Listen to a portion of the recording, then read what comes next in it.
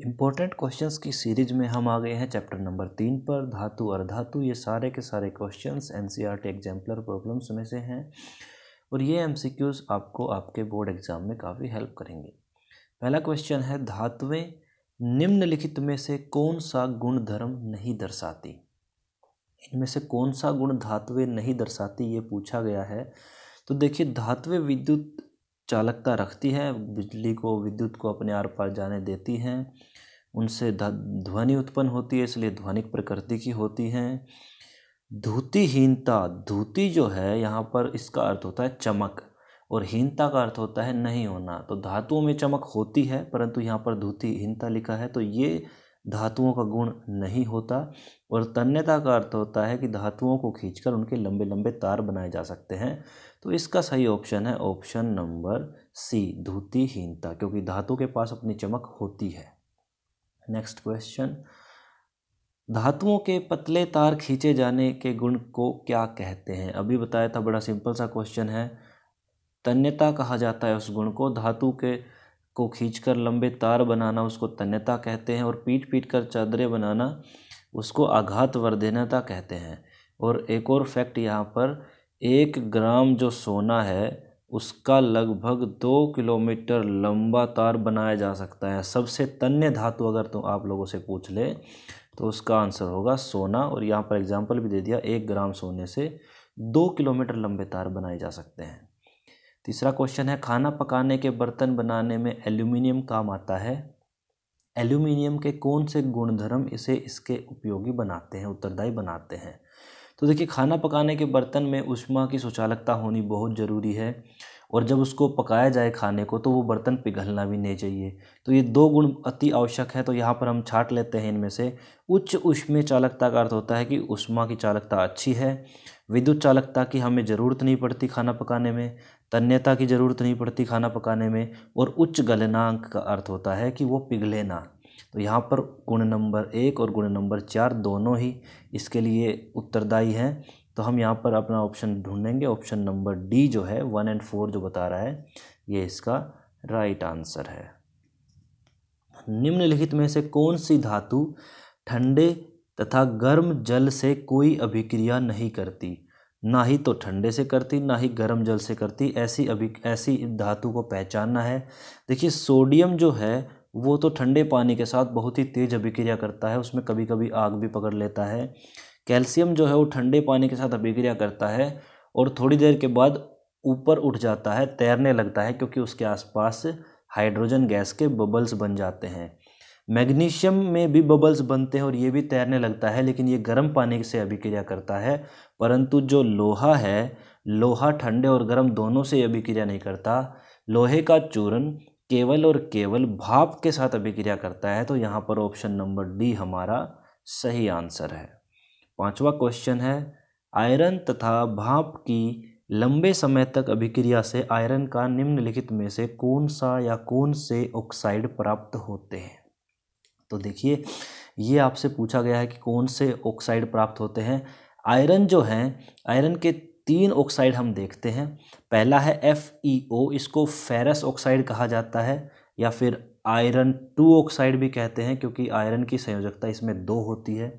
दूसरा है Fe2O3, इसको फेरिक ऑक्साइड कहते हैं, या फिर Fe3, मतलब इसमें आयरन जो है लोहा, उसकी संयोजकता 3 होती है। लेकिन अगर दोनों ही बने, Fe2 वाला भी बने और Fe3 वाला भी बने, तो दोनों मिलकर बन जाता है Fe3O4। इसको कभी कभी मैग्नेटिक ऑक्साइड भी कहा जाता है, आयरन का मैग्नेटिक ऑक्साइड भी कहा जाता है। और जब आयरन की भाप के साथ लंबे समय तक अभिक्रिया कराई जाती है तो हमें Fe2 और Fe3 दोनों का मिश्रण प्राप्त होता है। तो यहाँ पर जो सही ऑप्शन है वो है ऑप्शन नंबर सी, Fe3O4। इसका एक और नाम है मैग्नेटिक ऑक्साइड, ये ध्यान रखिएगा। तो ऑप्शन नंबर सी यहाँ पर सही है। क्या होता है जब कैल्शियम को जल के साथ अभिकृत किया जाता है? कैल्शियम जब जल से अभिक्रिया करता है, तो मैंने अभी आपको बताया, कैल्शियम के आसपास हाइड्रोजन गैस के बबूले बन जाते हैं, बुलबुले, और वो उसको सतह पर चिपकने से वो तैरने लगता है। और जो ये अभिक्रिया करता है ये ज़्यादा फास्ट, ज़्यादा तेज़ अभिक्रिया नहीं करता। सोडियम और पोटेशियम सबसे तेज़ अभिक्रिया करते हैं। तो पहला है इसमें देखिए जल से अभिक्रिया नहीं करता, ये तो गलत बात है। जल से प्रचंड अभिक्रिया मतलब तेज़ अभिक्रिया करता है, ये भी गलत बात है।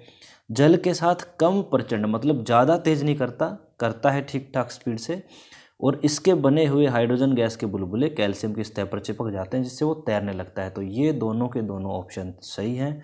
ऑप्शन नंबर 3 और 4 जो है हमारे पास ऑप्शन नंबर डी। धातुएं सामान्यतः अम्लों से क्रिया कर लवण तथा हाइड्रोजन गैस देती है। निम्नलिखित में से कौन सा अम्ल धातुओं से अभिक्रिया कर हाइड्रोजन गैस नहीं देता? देखिए नॉर्मली धातुएं जो है वो हाइड्रोजन गैस बनाती हैं, लेकिन जो HNO3 होता है जिसको नाइट्रिक अम्ल कहा जाता है, ये धातुओं से अभिक्रिया करके हाइड्रोजन गैस नहीं देता। उसका कारण ये है कि ये एक अच्छा ऑक्सीकारक है, ऑक्सीकृत कर देता है ये ऑक्सीजन को, और ऑक्सीजन को ऑक्सीकृत करके बना देता है पानी, और खुद जो है वो रिड्यूस हो जाता है नाइट्रोजन के ऑक्साइड्स के अंदर। ये केवल और केवल HNO3 केवल और केवल मैग्नीज और मैग्नीशियम के साथ अभिक्रिया करके हाइड्रोजन गैस बनाता है। इसके अलावा किसी भी मेटल के साथ अभिक्रिया करके ये हाइड्रोजन गैस नहीं बनाता, क्योंकि ये पानी में परिवर्तित हो जाता है, क्योंकि ये एक अच्छा ऑक्सीकारक है इसलिए। तो यहाँ पर जो है ऑप्शन नंबर सी हमारा करेक्ट है। आगे पूछा है एक्वा रेजिया का संयोजन, ये तो आप बड़ी आसानी से बता सकते हैं, लास्ट वीडियो में भी इससे रिलेटेड सवाल आया था। एक्वा रेजिया के अंदर 3 पार्ट होते हैं सांद्र HCl के, सांद्र मतलब कंसनट्रेटेड जिसमें पानी की मात्रा कम होती है, और एक पार्ट होता है सांद्र HNO3। दोनों के दोनों सांद्र हैं और 3:1 हैं। तो यहाँ पर देखिए तनु का तो कोई मतलब नहीं है, यहाँ पर ये तनु है तो इसका भी मतलब नहीं है। जहाँ पर दोनों सांद्र हैं, 3 पार्ट HCl 1 पार्ट HNO3, तो वही ऑप्शन हमारा करेक्ट है। ऑप्शन नंबर सी यहाँ पर एकदम ठीक है। निम्नलिखित में से कौन से आयनिक यौगिक नहीं है? आयनिक यौगिक जो हमने पिछले पाठ में पढ़ा था, मेटल नॉन मेटल में आता है वैसे ये आयनिक यौगिक जो है इनमें से कौन सा नहीं है, ये हमें छांटना है। तो देखिए इनके अंदर KCl पोटेशियम का एक सोल्ट होता है, लवण होता है, ये आयनिक होता है। ये सोडियम का लवण है, ये भी आयनिक होता है। लेकिन जो ये बीच के दोनों हैं HCl और CCl4, ये दोनों ही सहसंयोजी होते हैं, ये आयनिक नहीं होते हैं। तो यहाँ पर ऑप्शन नंबर 2 और 3 सही होंगे। ऑप्शन नंबर 2 और 3 का है ऑप्शन नंबर बी, क्योंकि ये दोनों के दोनों सहसंयोजी होते हैं। सहसंयोजी जो हम अगले चैप्टर में पढ़ते हैं कार्बन वाले में। और ये जो KCl और NaCl है, ये दोनों पोटेशियम और सोडियम के लवण हैं, ये दोनों के दोनों आयनिक हैं। निम्नलिखित में से कौन सा गुणधर्म सामान्यतः आयनिक यौगिकों के द्वारा प्रदर्शित किया जाता है? आयनिक यौगिक का कौन सा गुण नहीं है, इनमें से कौन सा गुण प्रदर्शित नहीं किया जाता, ये बताना है। आयनिक यौगिक के बारे में हमारे चैनल पर एक वीडियो है, डेडिकेटेड वीडियो, उसके अंदर उसके सारे गुणधर्म बताए हुए हैं। उन्हीं में से आप बड़े आसानी से बता सकते हैं अगर आपने वो वीडियो देखी है तो। जल में विलेयता, देखिए आयनिक यौगिक पानी में घुल जाते हैं, एकदम सही है।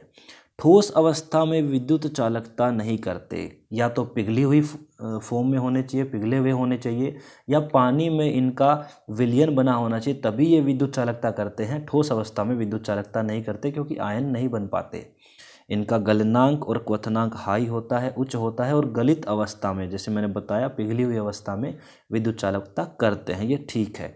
हमसे पूछा था प्रदर्शित नहीं करते हैं, तो उसके हिसाब से ऑप्शन नंबर जो हमारा बी है, ठोस अवस्था में विद्युत चालकता, वो ये नहीं दिखाते क्योंकि ये गलित अवस्था में या फिर जल के साथ विलयन में चालकता दिखाते हैं। निम्नलिखित में से कौन सी धातुएं प्रकृति में प्राकृतिक अवस्था में पाई जाती है? मतलब उनको अलग से हमें निकालना नहीं पड़ता, जैसी धातुएं हैं वैसी की वैसी मिलेगी। वो ना कार्बोनेट एस्क के रूप में मिलती है, ना सल्फाइड के रूप में मिलती है, हमें वो वाली छांटनी है। तो हमारे पास कुल 3 धातुएं ऐसी हैं, सोना, चांदी और प्लेटिनम, जो हमें मुक्त अवस्था में या फिर हम कहें जैसी धातुएं हैं वैसी ही मिलती है। तो इन ऑप्शंस के हिसाब से सोना और चांदी, ऑप्शन नंबर 2 और ऑप्शन नंबर 4 जो है वो सही है। इसके हिसाब से ऑप्शन सी हमारा एकदम सही जाएगा। कॉपर जो है, कॉपर सल्फाइड अयस्क के रूप में मिलती है, और जिंक जो है वो सल्फाइड और कार्बोनेट दोनों ही अयस्कों के रूप में मिलता है। विभिन्न विधियों द्वारा धातुओं को परिष्कृत किया जाता है। निम्नलिखित में से कौन सी धातुओं को विद्युत परिष्करण द्वारा परिष्कृत किया जाता है?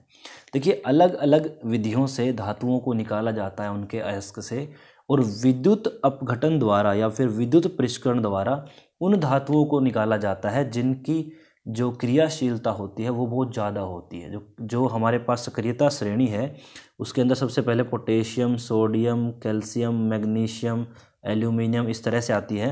तो ये जो धातुओं का नाम मैंने लिखा है इनको सक्रिय धातुएं कहा जाता है, और सभी सक्रिय धातुओं को विद्युत परिष्करण द्वारा ही निकाला जाता है। तो इन चारों ऑप्शंस में जो जो आपको सक्रिय धातु लगती है वही हमारा ऑप्शन सही होगा। इसके हिसाब से मैं देख रहा हूँ ऑप्शन 3 और 4 जिसमें सोडियम और पोटेशियम है वो धातुएं हैं यहाँ पर। सोडियम सबसे ऊपर, पोटेशियम सबसे ऊपर, सोडियम दूसरे नंबर पर। इनको विद्युत परिष्करण द्वारा निकाला जाता है। तो हमारे पास 3 और 4 वाला ऑप्शन सही रहेगा। ऑप्शन डी हमारा एकदम सही है। यहाँ पर जो सोना दिया है ये तो मुक्त अवस्था में मिलता है, मतलब हमें डायरेक्ट मिल जाएगा, इसको कुछ करने की ज़रूरत नहीं पड़ेगी। कॉपर का मैंने आपको अभी बताया, कॉपर जो है वो सल्फाइड एस्क के रूप में मिलता है, Cu2S इसका सूत्र होता है, जिसको कॉपर ग्लैंस एस्क भी कहा जाता है, कॉपर ग्लैंस। वायु में लंबे समय तक उद्भाषण से सिल्वर की धातुएं काली हो जाती हैं, यह निम्नलिखित में से किसके बनने के कारण होता है? देखिए, चांदी की जो चीज़ें होती हैं उनके ऊपर काले रंग की परत चढ़ जाती है जैसा कि क्वेश्चन में बताया हुआ है, और वो परत होती है उनके सल्फाइड द्वारा। मतलब जो हमारे वायुमंडल में या फिर हमारा जो आसपास का इन्वायरमेंट है उसके अंदर जो सल्फ़र होता है उससे रिएक्ट करके चांदी के ऊपर सिल्वर सल्फाइड, इसको बोलेंगे सिल्वर सल्फाइड Ag2S, उसकी परत चढ़ती है जिसका रंग होता है काला, और वही हमसे पूछा गया है। तो इसमें ऑप्शन नंबर सी देखिए, Ag2S सिल्वर सल्फाइड, ये हमारा सही उत्तर है। किसकी पतली परत के लेपन के द्वारा आयरन को जंग लगाने से बचाकर गैल्वनीकरण की विधि का प्रयोग किया जाता है? देखिए, गैल्वनीकरण जो है इसका मतलब बड़ा सिंपल है, लोहे पर जिंक की पतली सी परत चढ़ा दो तो लोहे पर जंग नहीं लगेगा। तो गैल्वनीकरण में किसकी परत चढ़ाई जाती है यही हमसे पूछा है। ऑप्शन नंबर सी में हमारे पास जिंक है। बहुत ही सिंपल सवाल था। नेक्स्ट पे आ जाते हैं। हमारे जीवन के लिए स्टेनलेस स्टील एक उपयोगी पदार्थ है। बहुत सारे हमारे जो रसोई में बर्तन हम इस्तेमाल करते हैं सारे के सारे स्टेनलेस स्टील से बने हुए होते हैं। तो स्टेनलेस स्टील जो है एक मिश्र धातु है या मिश्रातु है, जिसके अंदर एक तो है आयरन और बाकी क्या क्या चीज़ें हैं वो हमसे पूछा है। तो जो हमारे पास स्टेनलेस स्टील के बर्तन इस्तेमाल करते हैं उसमें लोहे के अलावा iron plus nickel plus chromium, इन 3 धातुओं का मिश्रण होता है। तो आयरन के अलावा निकेल और क्रोमियम जो है वो उसका घटक होते हैं। तो हमारा ऑप्शन 1 सही है। यदि कॉपर को वायु में खुला रखा जाता है तो वह अपनी चमकीली भूरी सतह, कॉपर का अपना रंग होता है भूरा चमकीला, लेकिन उसके ऊपर हरे रंग की परत चढ़ जाती है। तो क्या किसके निर्माण से चढ़ती है? देखिए, कॉपर जो है, कॉपर से जो हमारे एटमॉस्फेयर में जो कार्बन डाइऑक्साइड है वो रिएक्शन करके कॉपर कार्बोनेट की परत बना देती है, और इसी कॉपर कार्बोनेट की परत जो है उसका रंग होता है हरा। तो हमसे यही पूछा है कि कॉपर के ऊपर जो हरे रंग की परत चढ़ती है उसका सूत्र क्या है? तो यहाँ पर होगा कॉपर कार्बोनेट, ऑप्शन नंबर 2। धातुएं सामान्यतः ठोस प्रकृति की होती हैं। निम्नलिखित में से कौन सी धातु कमरे के ताप पर द्रव अवस्था में पाई जाती है? देखिए, सारी की सारी धातुएं ठोस अवस्था में पाई जाती है रूम टेम्परेचर पर, लेकिन जो पारा है Hg, इसको पारा भी कहते हैं, इसको मरकरी भी कहा जाता है, ये जो है रूम टेम्परेचर पर द्रवित अवस्था में मिलता है, द्रव अवस्था में मिलता है। तो हमारा ऑप्शन नंबर डी सही है। अगर यही सवाल आपसे अधातु के बारे में पूछे तो ब्रोमीन, तो जो अधातु है जो द्रवित अवस्था में मिलती है उसका नाम है ब्रोमीन। अगर धातु पूछे तो पारा, अधातु पूछे तो ब्रोमीन। आगे आएगा वैसे ये सवाल। निम्नलिखित में से कौन सी धातुएं गलित अवस्था में उनके क्लोराइडों के विद्युत अपघटन से प्राप्त होती है? मैंने अभी आपको बताया विद्युत अपघटन से वो वाली धातुएं प्राप्त होती हैं जो सक्रियता श्रेणी में सबसे ऊपर हैं। Sodium, potassium, sodium, calcium, magnesium, aluminium, यहाँ तक की धातुएं जो है वो विद्युत अपघटन द्वारा प्राप्त की जाती हैं उनके क्लोराइडों से। तो इनमें से जो भी ऑप्शन आपको लगता है इनमें है उस पर टिक मार दीजिए। सोडियम है हमारे पास, कैल्शियम है हमारे पास, बाकी के 2 नहीं है, तो ऑप्शन नंबर 1 और 2 करेक्ट है। 1 और 2 जो है हमारे ऑप्शन नंबर डी में है। कॉपर का मैंने बताया कि वो सल्फाइड ओर के रूप में मिलता है। आयरन जो है ये भी सल्फाइड ओर के रूप में मिलता है, उसके अलावा दूसरे ओर के रूप में भी मिलता है। सामान्यतः अधातुएं चमकीली नहीं होती। धातुओं का गुण है कि धातुएं चमकीली होती है, अधातुएं चमकीली नहीं होती है, लेकिन एक अधातु भी है जो चमकीली है, वो हमें बतानी है। 4 ऑप्शन हमारे पास, जिसमें से आयोडीन वाला ऑप्शन एकदम सही है। आयोडीन की सतह चमकीली होती है और ये अधातु होते हुए भी चमकीली सतह रखती है। उसके अलावा जो 3 ऑप्शन है हमारे पास वो गलत हैं। निम्नलिखित 4 धातुओं में से कौन सी उसके लवण के विलयन से अन्य 3 धातुओं द्वारा विस्थापित हो जाती है। मतलब जो दूसरों से विस्थापित हो जाएगी 3 से, वो हमने छांटनी है। अब अन्य 3 से विस्थापित होने का मतलब है कि इन चारों के अंदर जो सबसे कम सक्रिय धातु है, सबसे कम सक्रिय धातु है, उसको हमने छांटना है। तो इन सब में अगर हम देखें तो चांदी जो है, चांदी Ag, ये सबसे नीचे आती है सक्रियता श्रेणी में। चांदी, फिर सोना, फिर प्लेटिनम, यही आते हैं। तो ये कम अभिक्रिया करते हैं। अगर ये कम अभिक्रिया करते हैं तो इनकी अभिक्रिया अगर मैं मैग्नीशियम से कराऊं तो मैग्नीशियम इसको हटा देगा, डिस्प्लेस कर देगा, अपनी जगह से विस्थापित कर देगा। जिंक से कराएंगे तो वो भी कर देगा, कॉपर से कराएंगे तो वो भी कर देगा। तो चांदी जो है वो इन तीनों से विस्थापित हो जाएगी, इसलिए इसका ऑप्शन नंबर बी सही है। 3 परखनलियाँ हैं हमारे पास ABC। ए के अंदर जो है वो सांद्र HCl है, बी के अंदर सांद्र HNO3 है और सी के अंदर 3:1 में HCl और HNO3 है, जिसका हमने नाम दिया था एक्वा रेजिया। तो ए में HCl है, बी में HNO3 है और सी में है एक्वा रेजिया। प्रत्येक परखनली में धातु का छोटा सा टुकड़ा डाला गया। परखनली ए और बी में कोई परिवर्तन नहीं हुआ, परंतु सी में धातु घुल गई। धातु कौन सी हो सकती है? तो देखिए, जो सोना और प्लेटिनम होते हैं वो किसी भी अम्ल से अभिक्रिया नहीं करते। अगर आप उसको इसमें डालेंगे सोना और प्लेटिनम को तो उस पर कोई असर नहीं होगा, इसमें डालेंगे तब भी कोई असर नहीं होगा, परंतु एक्वा रेजिया में डालते ही वो उसके अंदर घुल जाता है। तो सोना और प्लेटिनम में से जो भी ऑप्शन आपको अवेलेबल हो यहाँ पर उस पर टिक मार दीजिए। यहाँ पर हम देखते हैं दोनों ऑप्शन है हमारे पास सोना भी है AU और हमारे पास प्लेटिनम भी है।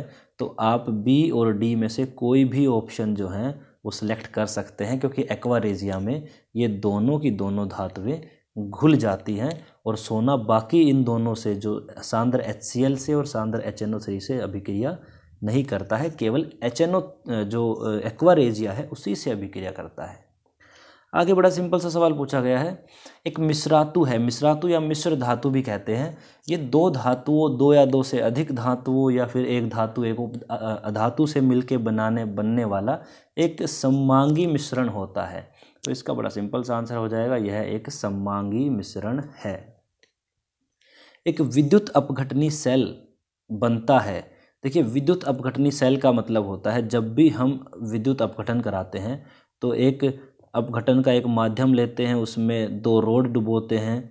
एक रोड को बैटरी के प्लस से जोड़ते हैं, दूसरे को बैटरी के माइनस से जोड़ते हैं। जिसको प्लस से जोड़ते हैं उस रोड का नाम है एनोड, अर्थात एनोड के ऊपर धनावेश होता है, और जिसको नेगेटिव से जोड़ते हैं उसको कहते हैं कैथोड, अर्थात कैथोड के ऊपर नेगेटिव चार्ज होता है, ऋण आवेश होता है। तो विद्युत अपघटनी सेल में हम यही करते हैं, धन आवेशित एनोड और ऋण आवेशित कैथोड। आप इसमें से छांट लीजिए। धन आवेशित एनोड तो ऑप्शन नंबर 3 है और ऋण आवेशित कैथोड ऑप्शन नंबर 4 है। तो 3 और 4 एकदम सही हैं। तो 3 और 4 सही हैं, तो ऑप्शन नंबर बी सही है। ध्यान रखिएगा, एनोड प्लस से जोड़ा जाता है और कैथोड को माइनस से जोड़ा जाता है विद्युत अपघटन वाले सेल में, और वही हमसे पूछा था। जिंक के विद्युत परिष्करण के दौरान क्या होता है? जिंक के विद्युत परिष्करण के दौरान क्या होता है? देखिए, जिंक को साफ किया जाता है विद्युत अपघटन द्वारा। तो आपसे पूछा गया है कि क्या होता है, उस प्रक्रिया में हम करते क्या है। जैसे हमने अभी बताया था, जिस धातु को साफ करना है, परिष्कृत करना है, उसको हम प्लस से जोड़ते हैं, एनोड से जोड़ते हैं, और जो पहले से ही प्योर धातु है उसकी एक पतली सी पट्टी जो है वो हम नेगेटिव से जोड़ते हैं। ये हमने बैटरी लगा दी प्लस और माइनस। तो जो धातु है जिसका पृष्ठकरण करना है उसको हम जोड़ते हैं एनोड पर, और जब इससे बिजली पास होती है, विद्युत पास होती है, तो ये धातु जो है वो टूट टूट कर इसके ऊपर नेगेटिव वाले के ऊपर जुड़ जाएगी, क्योंकि धातु के ऊपर चार्ज होता है प्लस। तो ये इस यहाँ से टूट टूट कर इसके ऊपर जाके जुड़ जाएगी और यहाँ पर थोड़ी सी गंदगी जो है जमा हो जाएगी, जिसको एनोड मड भी कहा जाता है। तो यहाँ पर ऑप्शन देख लीजिए, कैथोड पर निक्षेपित होती है, एनोड पर निक्षेपित होती है, दोनों पर होती है, विलयन में बना रहता है। तो भाई हमने लगाया था एनोड पे, लेकिन वो जा जाके कहाँ पर चिपक रही है, कैथोड पे। तो इसका आंसर आएगा कैथोड पर निक्षेपित होती है। अर्थात जो जिंक धातु है उसका जब विद्युत पृष्ठकरण कराते हैं तो जो प्योर धातु है वो नेगेटिव वाले टर्मिनल पे, जिसको कैथोड कहा जाता है, उसके ऊपर जाके चिपकती रहती है, उसके ऊपर निक्षेपित होती है। इसलिए इसका ऑप्शन नंबर ए सही है। एक तत्व ए है जो मुलायम है, चाकू से काटा जा सकता है, यह वायु से अत्यधिक क्रियाशील है, वायु में खुला नहीं रख सकते, जल के साथ भी बहुत तेज अभिक्रिया करता है, यह धातु कौन सी हो सकती है। तो देखिए दो धातुएं हैं, पोटेशियम और सोडियम, दोनों ही ऐसा करती हैं। इनमें से जो भी ऑप्शन आपको दिख जाए वो कर दीजिए। ऑप्शन नंबर बी दिख रहा है मुझे, सोडियम इसका आंसर है। मिश्रातु एक धातु तथा अधातु के सममांगी मिश्रण है। निम्नलिखित में से कौन सी मिश्रातु उसके अवयवों में एक अधातु रखती है। देखिए धातु के साथ धातु मिले या धातु के साथ अधातु मिले तो हमारे पास मिश्रातु या फिर मिश्र धातु बनती है। हमने इसमें पहचाना है कि इन चारों ऑप्शंस में से एक जो है वो धातु है और दूसरा अधातु है, वो वाला जो मिश्रातु वो पहचानना है। पीतल नहीं हो सकता, क्योंकि पीतल में कॉपर के साथ हमारे पास जिंक होता है, कांसे में कॉपर के साथ टिन होता है, अमलगम में मरकरी एक होता है, उसके अलावा दूसरा कुछ भी हो सकता है। लेकिन जो स्टील होता है वो बनता है आयरन प्लस थोड़ी सी मात्रा उसमें कार्बन की डाली जाती है, थोड़ी सी मात्रा उसके अंदर कार्बन की डाली जाती है। इसलिए यही एक जो क्या बोलते हैं इन चारों ऑप्शंस में यही एक ऑप्शन है जिसमें एक धातु है लोहा और एक अधातु है कार्बन। नेक्स्ट क्वेश्चन है, मैग्नीशियम धातु के लिए निम्नलिखित में से कौन सा कथन गलत है। मैग्नीशियम के लिए कौन सा कथन गलत है ये हमने बताना है। देखिए मैग्नीशियम रिबन का सबसे पहले एक्सपेरिमेंट आता है। मैग्नीशियम रिबन जो है वो चमकीली श्वेत ज्वाला के साथ जलता है, ये तो सही बात है, लेकिन हमने गलत छांटना है। यह ठंडे जल से विक्रिया करके मैग्नीशियम ऑक्साइड बनाती है और हाइड्रोजन गैस निकलती है, ये ऑप्शन एकदम गलत है, क्योंकि मैग्नीशियम जो है वो गर्म पानी से विक्रिया करके हाइड्रोक्साइड बनाता है और हाइड्रोजन गैस बनाता है, और भाप से भी अभिक्रिया करके मैग्नीशियम हाइड्रोक्साइड और हाइड्रोजन बनाता है, लेकिन ठंडे पानी से ये अभिक्रिया नहीं करता है। तो यही कथन यहाँ पर गलत दिया है, ऑप्शन नंबर बी। निम्नलिखित में से कौन सी मिश्रातु में मरकरी एक अवयव के रूप में होती है। अभी थोड़ी देर पहले बताया था, जिन मिश्र धातुओं में मरकरी होती है उसका जो नाम है वो अमलगम होता है, उसका नाम अमलगम, उसके नाम में ये वर्ड जरूर आएगा अमलगम। तो इन सभी ऑप्शंस में केवल ऑप्शन डी दिख रहा है मुझे जिसमें अमलगम वर्ड यूज़ हो रहा है। तो यहाँ पर जिंक अमलगम जो है वो इसका सही आंसर है।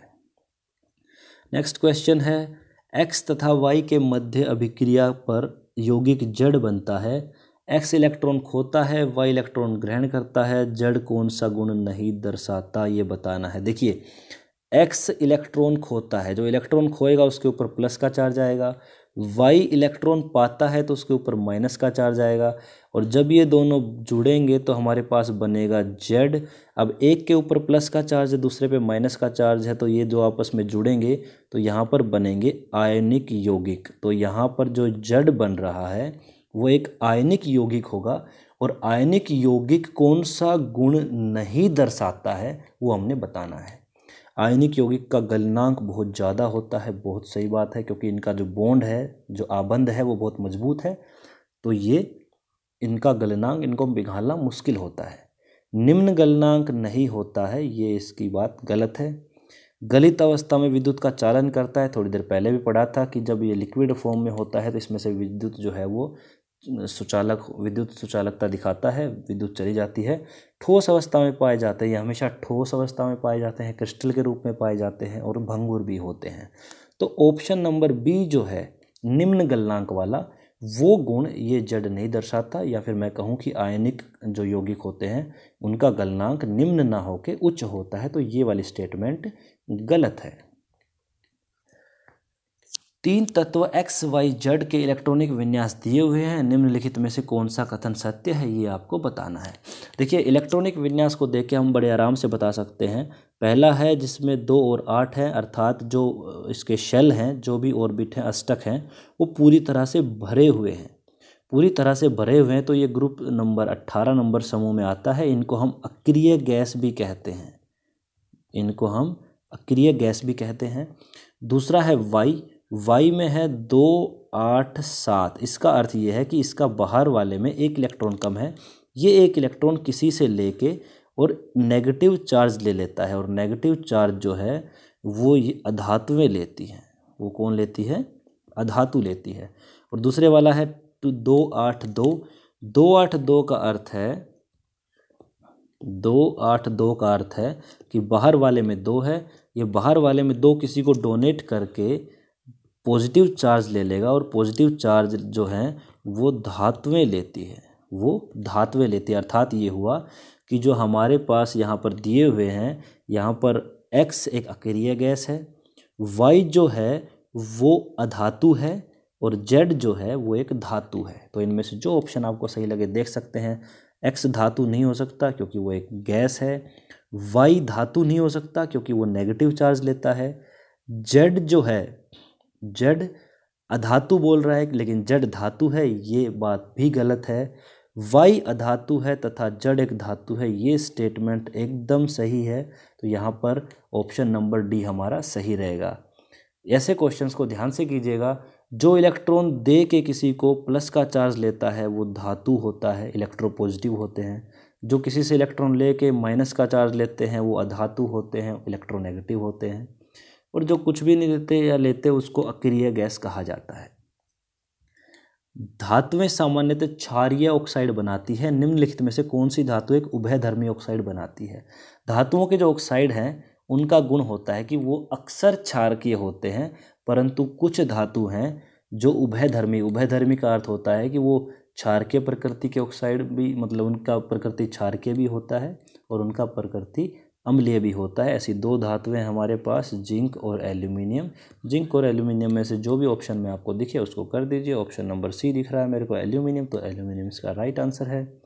सामान्यतः अधातु विद्युत के चालक नहीं होते। अधातु जो है वो विद्युत चालकता नहीं दिखाते, उनमें से विद्युत आर पार नहीं जा सकती। जैसे कोई प्लास्टिक का पेन, उसके एक साइड करंट लगाओ, दूसरी साइड तार लगाओ तो उसमें से करंट नहीं जाएगा। परंतु एक अधातु है जो विद्युत का अच्छा चालक है, वो कौन सा है? तो उसका नाम है ग्रेफाइट। आप याद रख लीजिएगा, ग्रेफाइट अपनी स्ट्रक्चर के कारण, क्योंकि इसकी स्ट्रक्चर में 1 के साथ 3 इलेक्ट्रॉन जुड़े होते हैं और 1 इलेक्ट्रॉन जो है वो फ्री होता है, मुक्त होता है, और मुक्त इलेक्ट्रॉन ही विद्युत की चालकता में मदद करते हैं। तो इसकी स्ट्रक्चर के कारण ग्रेफाइट जो है वो इकलौती ऐसी अधातु है जो विद्युत चालक होती है, विद्युत की सुचालक होती है। और ये कार्बन का एक रूप होता है। कार्बन के 3 रूप पाए जाते हैं, हीरा, ग्रेफाइट और फुलरीन। तो ग्रेफाइट है जो अधातु होते हुए भी विद्युत चालकता का गुण दिखाती है। विद्युत तारों पर विद्युत रोधी पदार्थ की एक परत होती है। सामान्यतः उपयोग में लिए जाने वाला वह पदार्थ कौन सा है? विद्युत तारों के ऊपर एक प्लास्टिक की परत जो होती है जिसकी वजह से हमें करंट नहीं लगता, वो परत पीवीसी की होती है। आप याद कर लीजिएगा, पीवीसी की परत उसके ऊपर चढ़ाई जाती है जिससे जो करंट है वो हमें नहीं लगता। निम्नलिखित में से कौन सी अधातु द्रव अवस्था में है? मैंने बताया था अभी थोड़ी देर पहले। अगर धातु पूछे द्रव अवस्था में, धातु द्रव अवस्था में है पारा या मरकरी, और अधातु पूछे तो ब्रोमीन। तो यहाँ पर आपको दिख रहा होगा ऑप्शन नंबर बी, ब्रोमीन जो है वो एक अधातु होते हुए भी द्रव अवस्था में पाया जाता है। निम्नलिखित में से कौन सी रासायनिक अभिक्रिया संपन्न होगी? देखिए, सारी की सारी विस्थापन अभिक्रियाओं का उदाहरण है, और विस्थापन अभिक्रिया तब होती है जब एक ज़्यादा अभिक्रियाशील धातु, कम अभिक्रियाशील को उसकी जगह से विस्थापित कर दे, हटा दे। तो इसका अर्थ यह है कि जो धातु अकेली दी हुई है वो ज़्यादा अभिक्रियाशील होनी चाहिए, तभी उसको हटाएगी। अगर मैं मैग्नीशियम और लोहे का कंपेयर करूं तो मैग्नीशियम फास्ट रिएक्ट करती है, ज़्यादा रिएक्ट करती है, तो ये वाली रिएक्शन तो होगी नहीं। लोहा और जिंक को अगर देखूं तो जिंक जो है वो सक्रियता ज़्यादा रखता है, तो ये भी नहीं होगी। अगर मैं मैग्नीशियम और लेड को देखूं तो भी मैग्नीशियम जो है वो ज़्यादा अभिक्रियाशील है, तो ये अभिक्रिया भी नहीं होगी। लेकिन कॉपर और आयरन को अगर मैं देखूं तो आयरन तेज़ रिएक्ट करता है, ज़्यादा अभिक्रियाशील होता है, तो आयरन क्या करेगा, कॉपर को इसकी जगह से हटा देगा और ये बन जाएगा FeSO4 और कॉपर जो है वो अलग हो जाएगा। तो विस्थापन अभिक्रिया इसमें केवल और केवल ऑप्शन डी में संभव है। तो इस क्वेश्चन में जो ऑप्शन डी है हमारा वो राइट आंसर है। नेक्स्ट क्वेश्चन है हमारे पास, आपसे पूछा गया है कि निम्नलिखित में से कौन सा विद्युत अपघटनी परिष्करण की सही व्याख्या करता है। अब सही व्याख्या के लिए मैंने अभी आपको थोड़ी देर पहले बताया था, एक बार फिर से बता देता हूँ। जब भी विद्युत अपघटन कराया जाता है तो जो धातु हमें मिली है, जो हमें प्योर करनी है, साफ़ करनी है, जिसका परिष्करण करना है, उसको हम जोड़ते हैं प्लस से या फिर एनोड से, और जो पहले से प्योर है उसको नेगेटिव से जोड़ते हैं या कैथोड से जोड़ते हैं। इसी तरह बैटरी का जो बड़ा वाला डंडा लगाते हैं हम वो प्लस होता है, जो छोटा डंडा लगाते हैं वो माइनस होता है। तो ये धातु जो है वो कट कट के यहाँ पर जाएगी, ट्रांसफ़र होगी। मतलब जैसे मान लो यहाँ पर कॉपर के बारे में दिया हुआ, तो कॉपर 2+ जो आयन है या धातु है वो नेगेटिव की ओर जाए, क्योंकि प्लस और नेगेटिव आपस में अट्रैक्ट करते हैं। और यहाँ पर जो है एनोड मड या फिर गंदगी नीचे मिलेगी। तो हमने ऐसा वाला ऑप्शन इसमें छांटना है, वही हमारा सही आंसर होगा। तो देखिए इसने तो एनोड को नेगेटिव बना रखा है, तो ये तो गलत है। इसने एनोड को पॉजिटिव बना रखा है और जो धातु है वो कट कट के उधर जा रही हैं, परंतु यहाँ पर जो अशुद्धियाँ हैं वो भी नीचे दिखाई हुई हैं। ठीक है, ये भी चलो, लेकिन बाकी इसमें ये थोड़ा ठीक लग रहा है, थोड़ी सी मिस्टेक है, मैं बताऊँगा इसमें।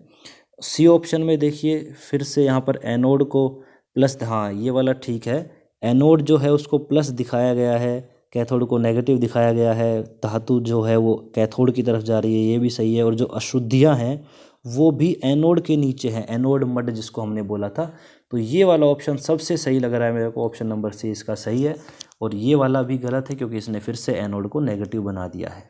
इसके अंदर जो कमी थी बी ऑप्शन में, वो सिर्फ ये कमी थी कि जो ये अशुद्धियाँ हैं इसने कैथोड के पास दिखा दी। अगर ये अशुद्धियाँ ये एनोड के पास दिखा देता तो ये वाला ऑप्शन भी सही हो जाता, लेकिन हमने बेस्ट को छांटना है। तो हमारे हिसाब से जो ऑप्शन नंबर सी है वो एकदम सही है। आप एक बार इस ऑप्शन सी को ध्यान से देख लीजिए। एनोड प्लस है, कैथोड माइनस है, धातु जो है वो कैथोड की तरफ जा रही है, कैथोड पर निक्षेपित होगी, और जो गंदगी है, अशुद्धियाँ हैं, वो एनोड के नीचे बचेगी। एनोड मड के नाम से उसको जाना जाता है। तो ऑप्शन सी हमारा यहाँ पर एकदम सही है। तो यहाँ पर हमारे ये सारे क्वेश्चन समाप्त हुए। अगर आपको किसी भी सवाल में कोई डाउट हो तो कमेंट में ज़रूर पूछेगा। Thank you so much.